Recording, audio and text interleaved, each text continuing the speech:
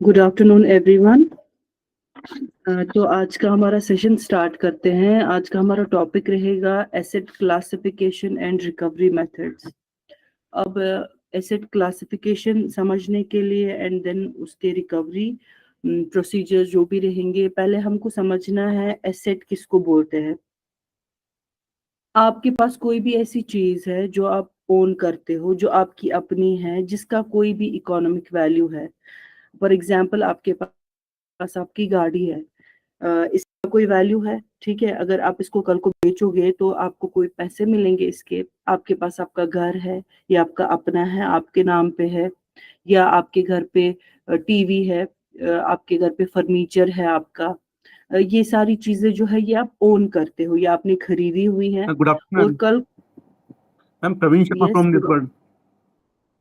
मेरे सॉरी, को 5 मिनट दीजिए मैम। एक्चुअली ना मेरे को अटेंडेंस ले रहा था मैं, जिस जिसका नाम मुझे दिख रहा है तो ठीक है, बस 5 मिनट दे दीजिए मुझे बस मैम। दे पाएंगे ma'am? Okay sir, sure. Thank no, you, no thank you so much. Worries, no thank worries. You.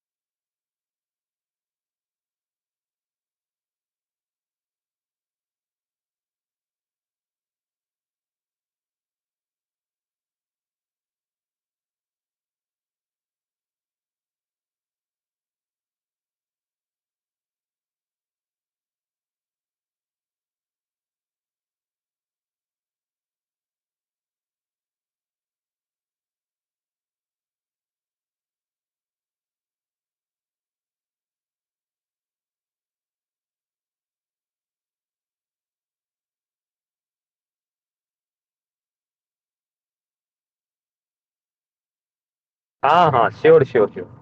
Okay sir, मैं मैसेज भी डालता हूँ सर। उसके बाद भी कुछ लोग ऐसे हैं जो ज्वाइन नहीं कर रहे हैं सर। हाँ, तो उनको रिमूव कर।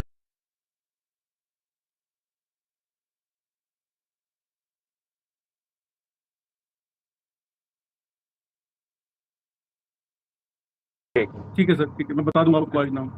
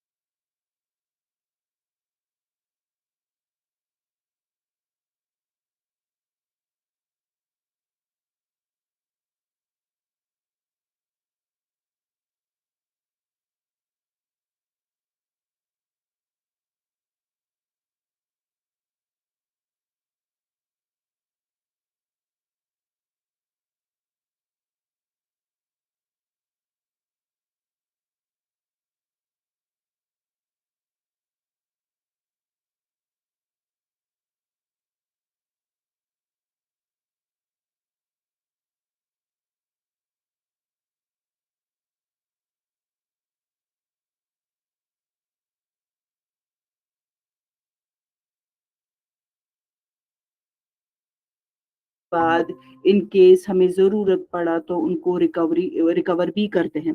तो अब हम डिटेल में पढ़ेंगे कि जो एसेट क्लासिफिकेशन है, किन किन बेसिस पे एसेट्स को क्लासिफाई किया गया है और क्या क्या रिकवरी मेथड्स है उनके।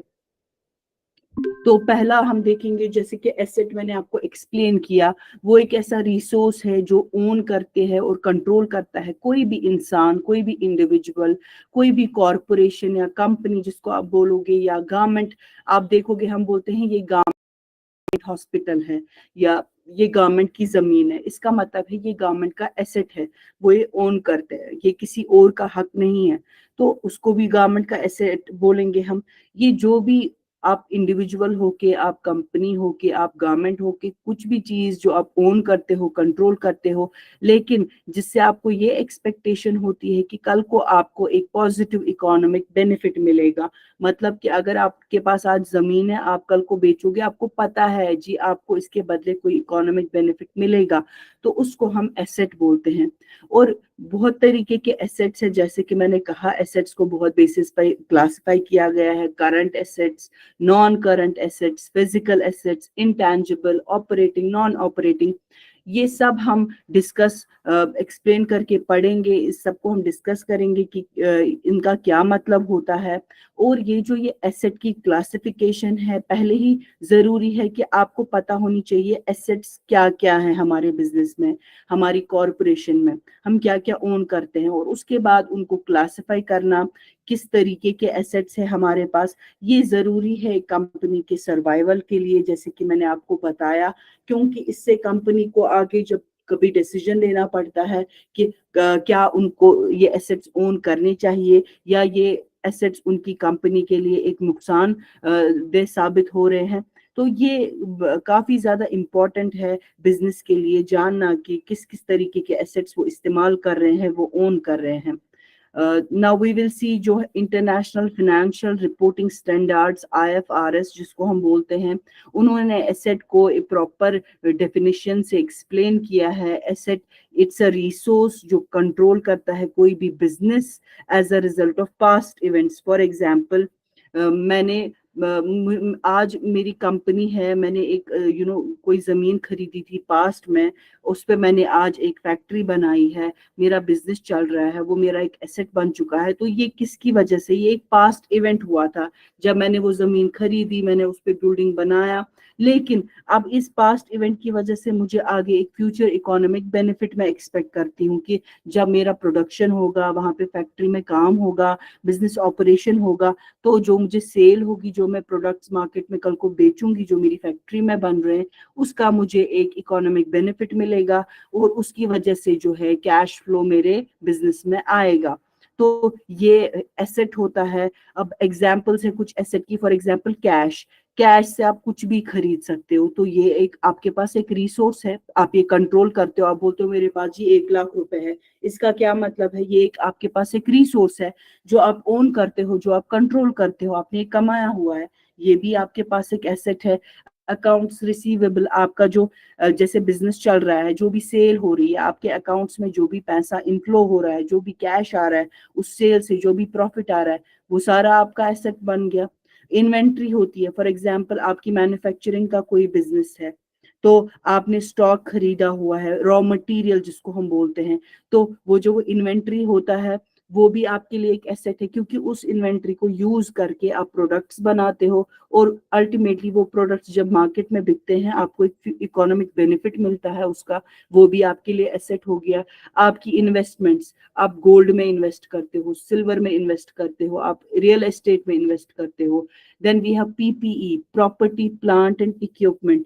आप देखोगे, जैसे मैंने कहा कि कोई बिजनेस है, उसको पहले बिजनेस को ऑपरेट होने के लिए एक जगह होनी चाहिए, जमीन है आपकी, आपने उस पर बिल्डिंग खड़ा की हुई है, वहां पे आपकी प्लांट एंड मशीनरी जो काम कर रही है, जो प्रोडक्शन कर रही है, आपके डिफरेंट इक्विपमेंट्स वहां यूज हो रहे हैं, ये सारे आपने खरीदे हुए हैं, इनको आपका एक इकोनॉमिक बेनिफिट आपको इससे मिल रहा है कि आपकी प्रोडक्शन हो रही है, आपका बिजनेस चल रहा है, ये भी आपका एक एसेट हो गया। या व्हीकल्स आपके बिजनेस में होते हैं, आपके पास 10 गाड़ियां हैं या आपके पास 5 ट्रैक्टर है, ये क्या है, ये भी एक एसेट है आपके लिए, इसका भी आपको एक इकोनॉमिक बेनिफिट मिल रहा है। फर्नीचर है, तो ये जो सारी चीजें मिला के है, इन्हीं सब चीजों को आइडेंटिफाई करके बिजनेस को ये डिसाइड करना होता है कि जी क्या मुझे इन एसेट्स को बदलने की जरूरत है, इनको मुझे किन तरीकों से क्लासिफाई करना है, मुझे आइडेंटिफाई करना है, क्या कोई एसेट ऐसा तो नहीं है जिसकी वजह से मेरा बिजनेस लॉस में जा रहा है, या कोई ऐसा एसेट तो नहीं है जिसको और बढ़ाने से, जिसको और ओन करने से मेरे बिजनेस को फायदा हो सकता है। तो ये सारी चीजें एक बिजनेस को देखनी पड़ती हैं आगे चलने के लिए, ग्रो करने के लिए। अब जो एक एसेट होता है उसकी 3 प्रॉपर्टीज होती हैं। पहला है ओनरशिप, दूसरा है इकोनॉमिक वैल्यू, तीसरा है रिसोर्स। अब ओनरशिप का मतलब क्या है, जैसे कि मैंने कहा एसेट वो एक रिसोर्स है जो हम ओन करते हैं। तो एसेट का मतलब यही है कि वो कोई भी चीज, वो कोई भी रिसोर्स जो आप ओन करते हो, जिसकी ओनरशिप आपके पास हो, तभी वो आपका एसेट बनेगा, अदरवाइज वो आपका एसेट नहीं है। और अल्टीमेटली जो एसेट है आप इसको कैश में कन्वर्ट कर सकते हो। जैसे कि मैंने कहा आपके पास गाड़ी है, आप गाड़ी बेच दो तो आपके पास पैसे आ जाएंगे। अगर आप पुरानी गाड़ी को एक्सचेंज कर रहे हो नई गाड़ी में तो आपको अगेन बेनिफिट मिल रहा है, तो वो भी आपका एसेट बनता है। तो आपकी जो ओनरशिप है वो किसी चीज से जो भी रिलेटेड है वो आपके लिए एक एसेट है। Then we have economic value, जैसे कि मैंने कहा कोई भी चीज अब जो आप ओन कर रहे हो लेकिन उसका इकोनॉमिक वैल्यू हो, या वो आप एक्सचेंज कर सकते हो, वो आप बेच सकते हो किसी भी रेट पे, किसी भी उसका कोई इकोनॉमिक वैल्यू है, कोई प्राइस है उसका, वो भी एक प्रॉपर्टी है एसेट की। अदरवाइज अगर कोई चीज आप ओन कर रहे हो, फॉर एग्जांपल गाड़ी है, उसकी इकोनॉमिक वैल्यू अगर नहीं होगी तो ये एसेट नहीं हुआ आपका। आप इसको अगर बेच भी दोगे तो आपको कुछ नहीं मिलेगा। लेकिन जो एक एसेट होता है उसका एक इकोनॉमिक वैल्यू होता है। और जैसे कि मैंने कहा एसेट एक रिसोर्स है, जिससे क्या होता है, जिससे जनरेट होता है फ्यूचर इकोनॉमिक बेनिफिट। रिसोर्स का मतलब ही होता है कोई भी ऐसा जरिया जिससे आपका जो है, आपको प्रॉफिट मिलता है, आपको बेनिफिट मिलता है। फॉर एग्जाम्पल अगर आप अपने जमीन पे खेती बाड़ी करते हो, फार्मिंग करते हो, आप क्यों करते हो? क्योंकि कल को जो भी आपका प्रोड्यूस वहां से आता है आप उसको आगे जाके बेचते हो, आपको एक इकोनॉमिक बेनिफिट मिलता है। तो वो जमीन हो गई वो आपका एसेट बन गया, क्योंकि ये एक रिसोर्स है जिससे आप जनरेट कर रहे हो अपना अपना इकोनॉमिक बेनिफिट। तो ये 3 प्रॉपर्टी जो है एक एसेट में होती हैं। अब जो एसेट है, जैसे कि हमारा जो टॉपिक है, हमें क्लासिफाई करना है एक बिजनेस में, अपने कॉरपोरेशन में, कंपनी में, कि एसेट्स किन किन बेसिस पे क्लासिफाई होते हैं। फर्स्ट वन इज कन्वर्टेबिलिटी, जो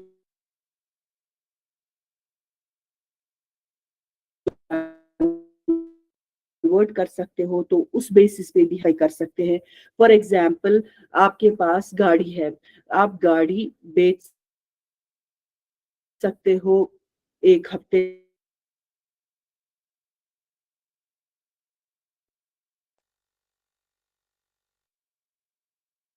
है एज कंपेयर टू अगर आप मैम साउंड ब्रेक हो रहा है। इतना मैम आसान साउंड नहीं आ नहीं रहा है। है। ओके, साउंड मे ब्रेक हो बी रहा है there ma'am. Some technical, I will repeat. I hope अब ठीक है। जी ओके, तो जैसे कि मैंने कहा आपके पास जमीन है, तो इसको आप एक दिन में, इट इज नॉट, ये इतना आसान नहीं है इसको इजीली कैश में कन्वर्ट करना। तो ये भी एक तरीका है, हम एसेट्स को बिजनेस में क्लासिफाई करते हैं। Then we have physical existence. हम देखते हैं क्या एसेट्स, 2 तरीके के एसेट्स होते हैं, टेंजिबल, इंटेंजिबल। टेंजिबल का मतलब है जिनको हम टच कर सकते हैं, फील कर सकते हैं, देख सकते हैं। इनटेंजिबल का मतलब है जिनको हम देख नहीं सकते, जिनको हम टच नहीं कर सकते, जिनको हम फील नहीं कर सकते। ये हम आगे डिटेल में पढ़ेंगे कि इनमें भी क्या क्या एग्जाम्पल्स आते हैं। और तीसरा बेसिस ऑफ क्लासिफिकेशन है यूसेज।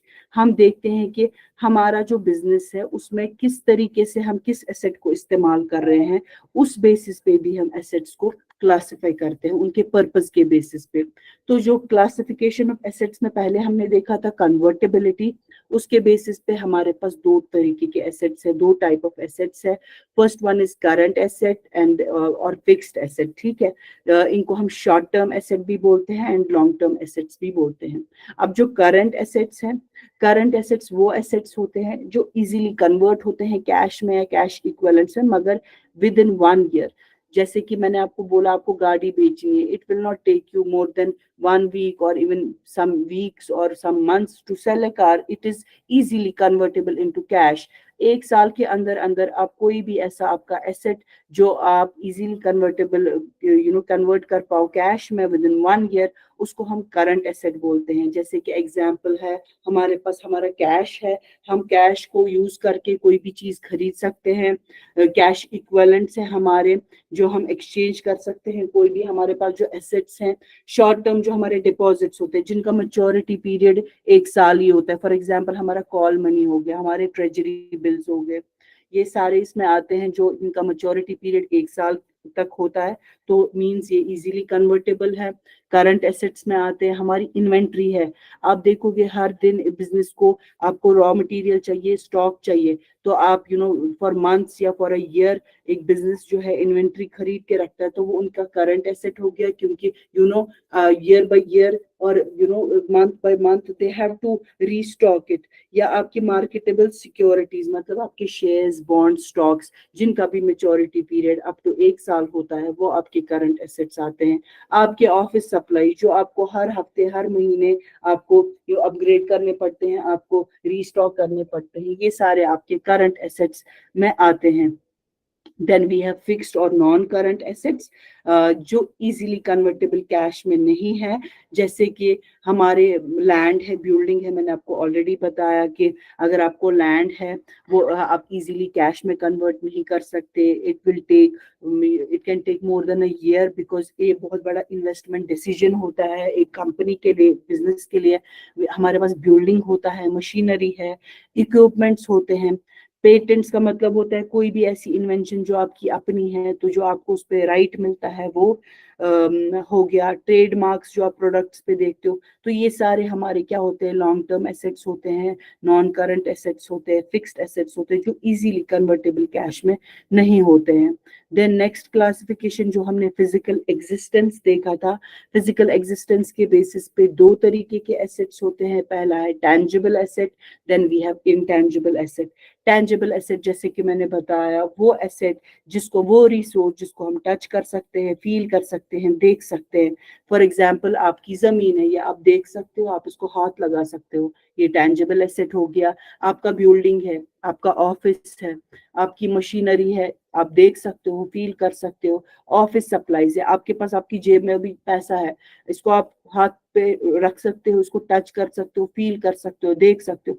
ये सारे आपके टैंजिबल एसेट्स हो गए जो आप देख सकते हो, फील कर सकते हो। Then we have intangible assets.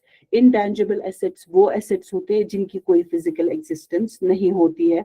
For example goodwill किसी कंपनी का होता है, किसी कंपनी ने अच्छा नाम बनाया है चैरिटी करके, डोनेशंस करके, तो वो आप थोड़ी देख सकते हो, वो बस एक फीलिंग है कि जी, for example Tata is known for its philanthropic policies, कि वो लोगों के लिए काम करते हैं, वो चैरिटीज करते हैं, तो ये आप देख नहीं सकते, ये एक इमेज है।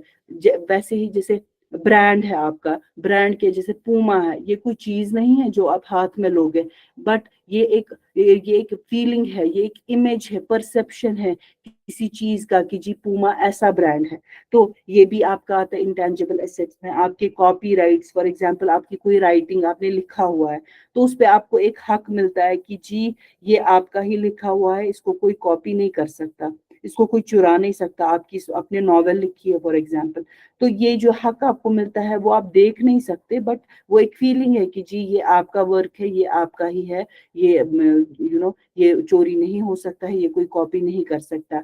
या आपके लाइसेंसेस, परमिशंस होते हैं, वो आपको एक राइट मिलता है कि आपको ये करने का लाइसेंस दिया गया है, आपको ये करने का परमिशन दिया गया है। तो इसी तरीके के बहुत सारे एग्जाम्पल्स हैं जो हमारे बिजनेस में यूज होते हैं इंटैंजिबल एसेट्स। इनको भी कंपनीज क्लासिफाई करते हैं, क्योंकि हर कंपनी में ही आप देखोगे पेटेंट्स होता ही होता होगा, कॉपीराइट्स होते हैं, उनका गुडविल होता है, ट्रेडमार्क्स होते हैं।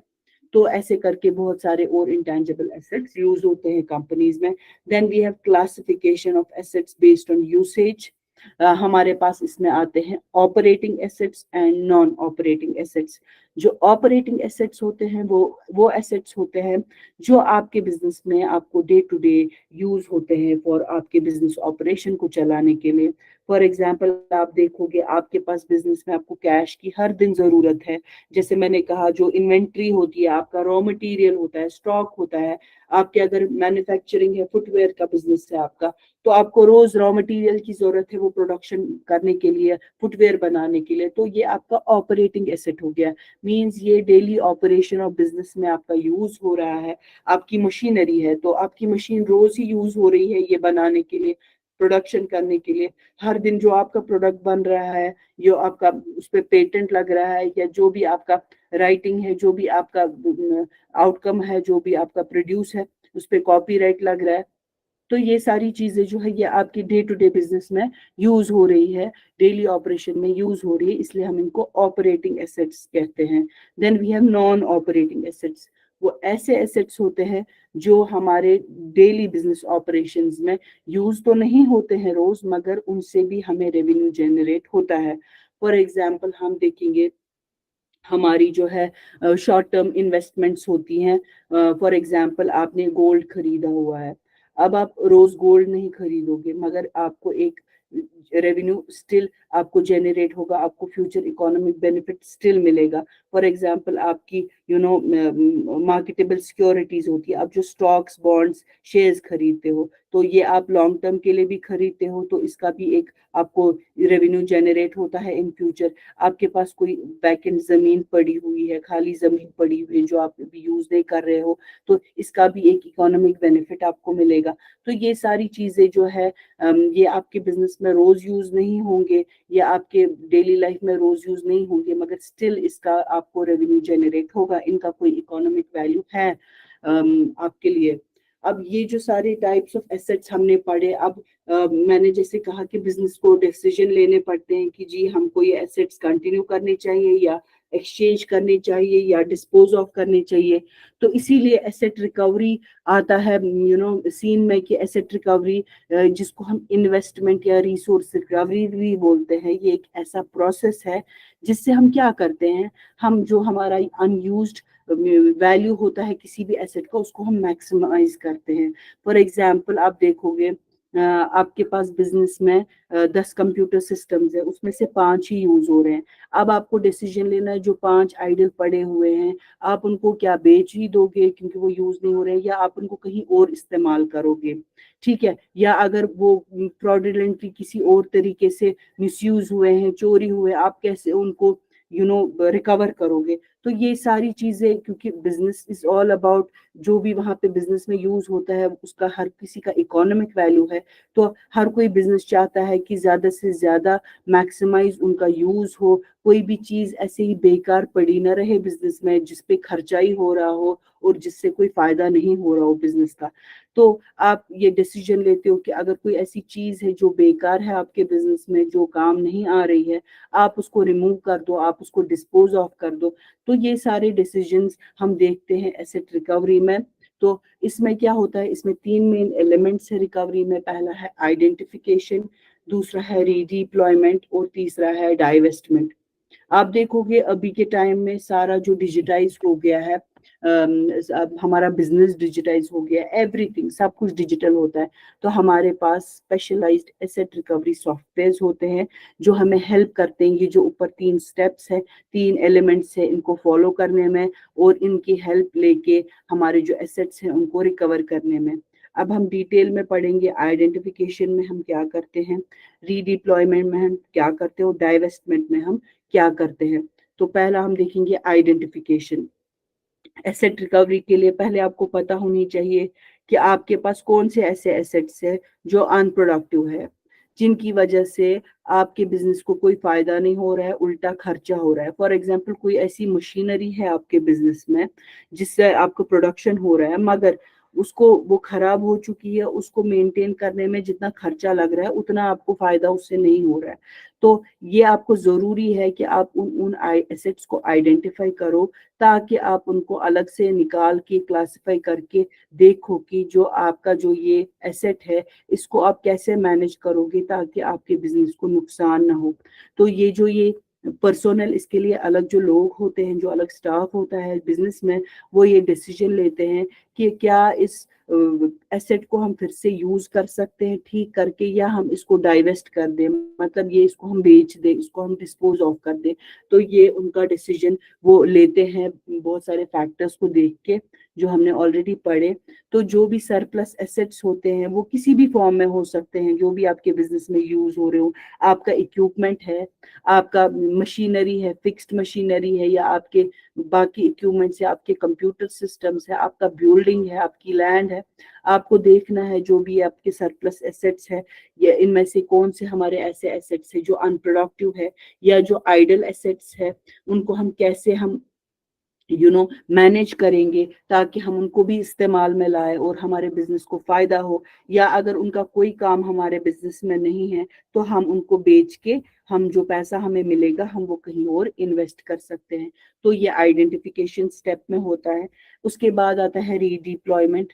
रीडिप्लॉयमेंट का मतलब है कि जो कोई आइडल एसेट जो ऐसे ही बेकार पड़ा रहता है, आप क्या करते हो, आप उसको किसी कंपनी के या ऑर्गेनाइजेशन के किसी और सेक्शन में, किसी और पार्ट में यूज करते हो जहाँ पे वो ज्यादा प्रोडक्टिव होगा। जैसे कि फॉर एग्जांपल आपने अपने सेल्स सेक्शन के लिए आपने 50 कंप्यूटर सिस्टम्स ऑर्डर किए थे, ठीक है। अब वहां पे 30 का यूज है, अब जो 20 पड़े हुए हैं आपके, ये तो आपने खरीदे हैं, अब ये बेकार पड़े हुए हैं। बट अगर आपके मार्केटिंग सेक्शन में उधर रिक्वायरमेंट है, उधर 20 लैपटॉप्स की या 20 कंप्यूटर सिस्टम्स की 10 की जरूरत है, आप इन आइडल जो आपके पास ये पड़े हुए हैं आप इनको उस सेक्शन में लगा दोगे तो आपको नई बाइंग परचेजिंग नहीं करना पड़ेगा। इससे आपका खर्चा भी बचेगा और आपका जो एसेट है वो प्रॉपरली यूटिलाइज भी होगा। तो इससे क्या होता है, इससे बिजनेस का जो है कॉस्ट कम हो जाता है और आप रीडिप्लॉय करते हो। जो एसेट आपने किसी और चीज के लिए खरीदा होगा आप उसको कहीं और इस्तेमाल करते हो। फॉर एग्जाम्पल आपके पास कोई कोई टैक्सी कैब ओनर है, जैसे कि एग्जाम्पल में मैंने यहाँ पे मेंशन किया हुआ है, कोई टैक्सी कैब कंपनी है, उनके पास 2 कैब्स हैं, ठीक है। अब एक में एक पार्ट काम नहीं करता है, दूसरे में दूसरा पार्ट काम नहीं करता है। आप क्या करते हो, जिसमें कोई फॉर एग्जांपल एक में इंजन काम नहीं कर रहा है, आप दूसरी गाड़ी का जो आइडल पड़ी हुई है उसका इंजन निकाल के, जिसका बिल्कुल ठीक है, वो अपनी वर्किंग वाली गाड़ी में लगा देते हो। तो इससे क्या हो गया, इससे आपको नई कार खरीदनी नहीं पड़ी, नई कैब नहीं लेनी पड़ी। आपका जो पुराना जो आपका एसेट पड़ा हुआ था, जो नॉन वर्किंग था, नॉन प्रोडक्टिव था, आपने उसका पार्ट इसमें लगा के इसको प्रोडक्टिव बना दिया। तो इससे क्या हो गया, इससे आपका जो है कॉस्ट कम हो गया और आपका जो है प्रॉफिटेबिलिटी भी बढ़ गई कंपनी की। Then we have disposition. अब जब आप आइडेंटिफाई करते हो उसके बाद आप रीडिप्लॉयमेंट करते हो, अल्टीमेटली आप देखते हो जी अगर आपके पास जो ये सरप्लस एसेट्स है, आइडल एसेट्स है, क्या हमें इनको बेचना चाहिए अगर ये किसी काम के नहीं है। फॉर एग्जांपल कोई ऐसी मशीनरी पड़ी हुई है जो बिल्कुल खराब है, जिसको आप बहुत बार ठीक कर चुके हो लेकिन वो काम नहीं कर रही है, या कोई ट्रैक्टर है आपके पास, ट्रक है, गाड़ी है, वो बार बार खराब होती है या वो बेकार पड़ी है, आप उसको इस्तेमाल नहीं कर रहे हो, तो आप ये डिसीजन लेते हो कि आप उसको बेचो या आप उसको स्क्रैप करो, आप उसके अलग से पार्ट्स बेच दो, आप उसको रिसाइकल करके कुछ और चीज में कोई और चीज बना के यूटिलाइज करो, या अल्टीमेटली आप या डोनेट करते हो, आप डिस्पोज करते हो एसेट को। अब कंपनी डोनेट भी क्यों करती है, ताकि उनका जो है गुडविल वो क्रिएट हो जाए। आपने देखा होगा कि कुछ कंपनीज उनके प्रोडक्ट्स के लिए उतना फेमस नहीं है जितना वो अपने गुडविल के लिए है कि जी वो डोनेशंस करते हैं, वो वो ज्यादा से ज्यादा लोगों के लिए काम करते हैं, सोसाइटी के लिए, वो they work for their people. तो ये भी रीजंस होते हैं जो कंपनी ऐसे डिसीजन लेती है। और अल्टीमेटली अगर आपका जो एसेट है उसका कोई यूज नहीं है आपके बिजनेस में, ना ही कोई फायदा है, तो आप उसको डिस्पोज ऑफ कर देते हो, आप उसको डाइवेस्ट कर देते हो, आप उसको बेच देते हो और आप अपनी अकाउंट्स की बुक से वो नाम हटा देते हो, उस एसेट का नाम मिटा देते हो कि जी ये एसेट हमारे किसी काम का नहीं है। तो जो भी होता है, एक जो अच्छा एसेट होता है जब आप उसको प्रॉपरली यूटिलाइज करते हो, उससे क्या होती है, आपकी सेल भी बढ़ती है, आपका रेवेन्यू भी बढ़ता है और अल्टीमेटली एक बिजनेस के लिए वो प्रॉफिटेबल प्रूव होता है। अब जो ये डिस्पोजिशन में जो मेथड हम डिप्लॉय करते हैं कि हमको जी बेचना है, ये डिपेंड करता है इसके फेयर मार्केट वैल्यू पे और मार्केट डिमांड पे। आप देखते हो अगर आपके पास 10 लैपटॉप्स बेकार पड़े हैं, अभी जी मार्केट में इस प्रोडक्ट की डिमांड अच्छी खासी है और मार्केट वैल्यू भी अच्छी है, तो आप समझते हो कि अपने पास रखने से बेहतर है इसको बेचना फॉर एग्जांपल, तो आपको ज्यादा प्रॉफिट मिलेगा उस पे। तो ये जो ये डिस्पोजिशनिंग होती है, आप सेल कर रहे हो, आप स्क्रैप कर रहे हो, रिसाइकिल कर रहे हो या डोनेट कर रहे हो या अल्टीमेटली बेच रहे हो, ये डिपेंड करता है इसके फेयर वैल्यू पे और इसकी मार्केट डिमांड पे क्या होगी उस एसेट की उस टाइम पे। तो इन तरीकों से हम देखते हैं जी हमारे एसेट्स जो हम क्लासिफाई करते हैं उनको हम कैसे हम रिकवर कर सकते हैं, उनको हम कैसे उनका हम बेस्ट से बेस्ट पॉसिबल यूटिलाइजेशन कैसे हो सकता है। अब आप सब प्लीज अपना अनम्यूट कर दे, हम देखेंगे कुछ questions.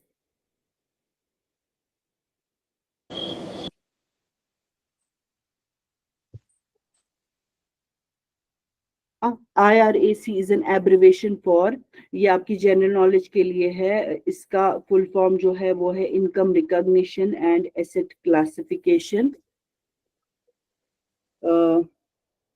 Then we have, if one or more assets are exchanged for a new asset, the new asset is valued at, just अभी हमने पढ़ा कि अगर हमें एक या एक से ज्यादा एसेट्स को एक्सचेंज करना होगा नए एसेट के लिए, उस एसेट का वैल्यू किस पे डिपेंड करेगा? मार्केट वैल्यू के ऊपर।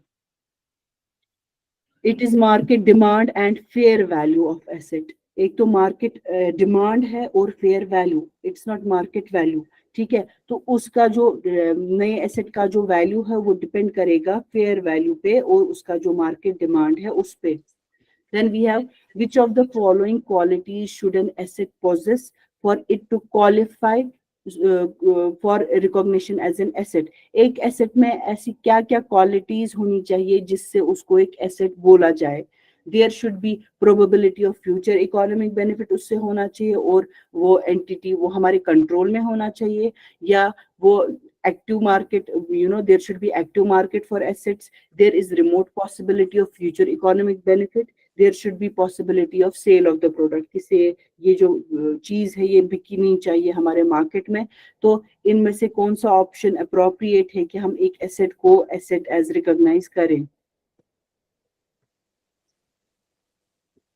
There should be active market to asset for asset. There should be, it's option A, there should be probability of future economic benefit। जैसे कि मैंने आपको बताया, कोई भी चीज जो आप ओन कर रहे हो, कंट्रोल कर रहे हो, उसके लिए आपको एक कोई फ्यूचर इकोनॉमिक बेनिफिट उससे मिलना चाहिए, तब हम उसको एसेट बोलते हैं, और वो आपके कंट्रोल में होनी चाहिए क्योंकि वो आपकी चीज है, वो आपकी खरीदी हुई है, आपने उसमें इन्वेस्ट किया हुआ है। तो it is option A. Then we have intangible assets can be, जो इंटेंजिबल एसेट्स हैं जैसे कि मैंने कहा जिनको हम टच नहीं कर सकते, फील नहीं कर सकते, देख नहीं सकते, उनको हम बेच सकते हैं, रेंट कर सकते हैं, खरीद सकते हैं, ऑल ऑफ द अबव। हाँ, तो जो इंटेंजिबल एसेट्स है आप वो बेच भी सकते हो, रेंट भी कर सकते हो, खरीद भी सकते हो, जिसका आपको एक फ्यूचर इकोनॉमिक बेनिफिट मिलेगा। Which of the following does not describe intangible asset? Does not describe, वो एक्सप्लेन नहीं करता इंटेंजिबल एसेट को। They provide long term benefits. हमने देखा कि जो इंटेंजिबल एसेट्स है ऑब्वियसली उनके बेनिफिट्स होते हैं। They lack physical existence, again जो इंटेंजिबल एसेट्स है उनकी फिजिकल एग्जिस्टेंस नहीं होती है। They are classified as long term assets, they are financial instruments. Ma'am B. हाँ, तो हम देखेंगे उनमें ऊपर के जो तीनों ऑप्शंस है वो तीनों एक्सप्लेन करते हैं इंटेंजिबल एसेट को, मगर एक जो फाइनेंशियल इंस्ट्रूमेंट्स है हम उसको इंटेंजिबल एसेट्स नहीं बोल सकते हैं, बट जो ऊपर की तीनों प्रॉपर्टीज है वो एक्सप्लेन करती हैं इंटेंजिबल एसेट्स को। This was all from me for today's session. Thank you so much. अगर आपके पास कोई भी सवाल है एसेट क्लासिफिकेशन एंड रिकवरी को लेके आप प्लीज पूछ सकते हैं।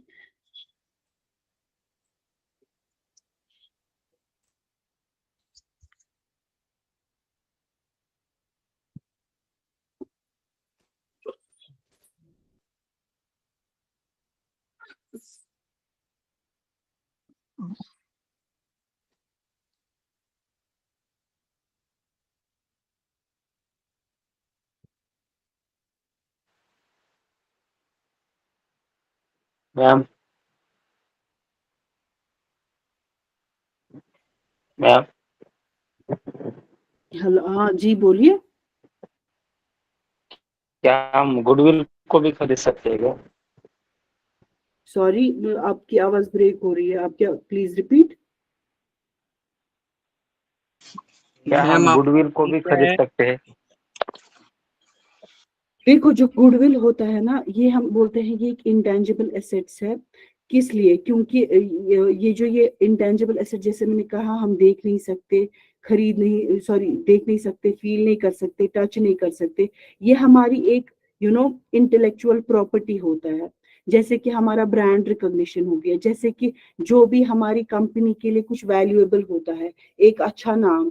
तो ये कैसे बनता है कंपनी? जब कंपनी वैसे स्टेप्स लेती है, जब कंपनी वैसे उनकी पॉलिसीज होती है, इसकी वजह से क्या होता है, कंपनी में एक रेवेन्यू जनरेट होता है, एक कंटिन्यूअस रेवेन्यू जनरेशन होता है, जिसका बेनिफिट कंपनी को सिर्फ एक टाइमली नहीं मिलता है, but over a long period of time मिलता है। तो ये जो ये गुडविल है, इसको हम इंटेंजिबल एसेट बोलते हैं।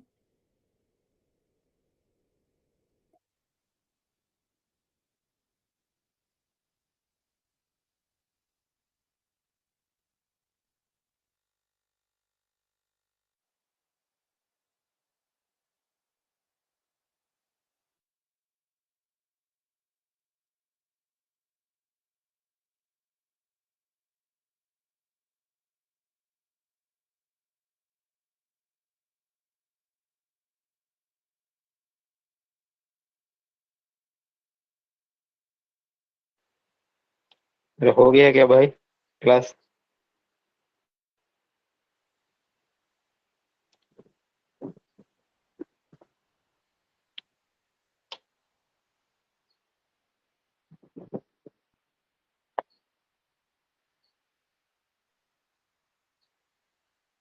क्लास खत्म हो गया क्या?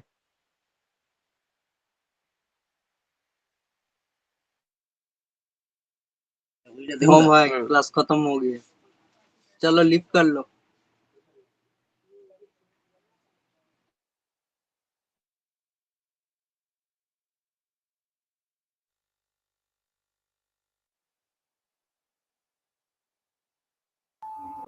Sorry for the inconvenience. तो जो गुडविल के बारे में हम बात कर रहे थे, गुडविल वो एक ऐसा इंटेंजिबल एसेट है जहाँ पे आप देखो, आप उसको बेच नहीं सकते, आप उसको खरीद नहीं सकते, क्योंकि गुडविल का मतलब होता है, फॉर एग्जाम्पल, एक कंपनी की जो रेपुटेशन होती है। तो आपकी जो कंपनी की इज्जत बनी हुई है ओवर पास्ट ईयर्स, जो आपके काम है, जो आपके पॉलिसीज है, जो आपने लोगों के लिए काम किया है, जो अपने कंट्री के लिए काम किया होता है, या बिजनेस सेक्टर में काम किया होता है, आपका जो कंट्रीब्यूशन होता है, जिसकी वजह से आपको कस्टमर की लॉयल्टी मिलती है, कस्टमर वैल्यू क्रिएट होता है। तो ये एक ऐसी चीज है, ये आपके लिए एक एसेट तो है, क्योंकि जब एक कंपनी का अच्छा नाम होगा, तब जाके एक कंपनी अच्छा बिजनेस भी करती है। अगर किसी कंपनी का अच्छा नाम नहीं है, तो ऑब्वियस सी बात है, लोग उसके साथ डील करना भी पसंद नहीं करेंगे। तो जो गुडविल है, जो कंपनी की रेपुटेशन है, जो उनका ब्रांड का जो इमेज है, ये आप ना बेच सकते हो, ना आप खरीद सकते हो। इट्स ऑल अबाउट जो भी आपने इमेज बनाया है over the past years about your business, आपके बिजनेस के बारे में जो भी आपने इमेज क्रिएट किया हुआ है।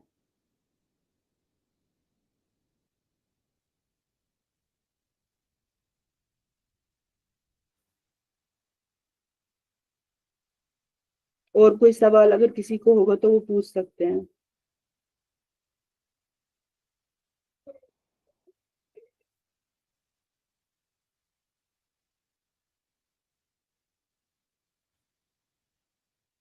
Okay, thank you so much for today.